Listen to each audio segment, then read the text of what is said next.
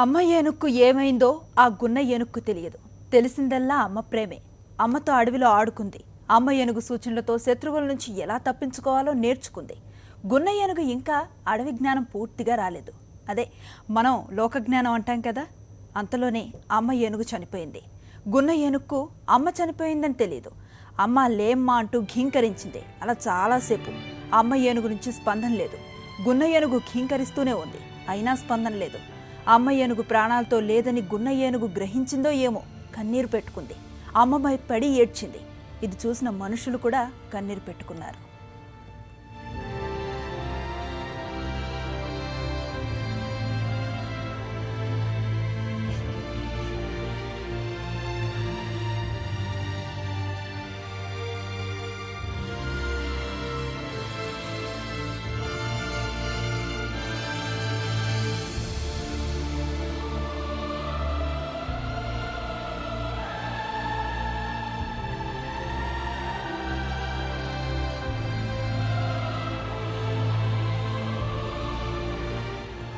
అసలేం జరిగిందంటే, తమిళనాడులోని కృష్ణగిరి జిల్లా వద్ద రోడ్డు ప్రమాదంలో గాయపడింది మకనా అనే ఏనుగు.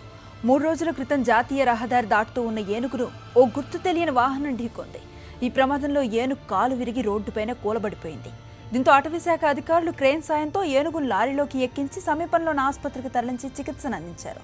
ఈ తరలింపు ప్రక్రియను తమిళనాడు అటవీశాఖ మంత్రి స్వయంగా పర్యవేక్షించారు. చికిత్స చేసిన ఏనుగును మధుమలై వన్యప్రాణి పరిరక్షణ కేంద్రానికి తరలించారు. గాయం ముదరటంతో అక్కడే ఏనుగు ప్రాణాలను విడిచింది.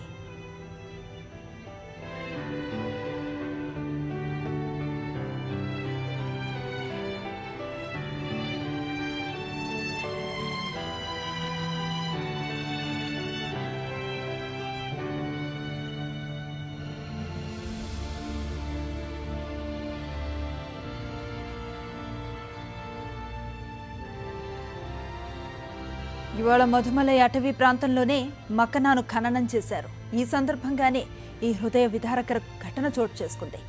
ఎంతగా అదరగొట్టినా గున్న ఏనుగు తల్లిని విడవకపోవటంపై అక్కడ అటవీ సిబ్బంది సైతం కన్నీటి పర్యంతమయ్యారు.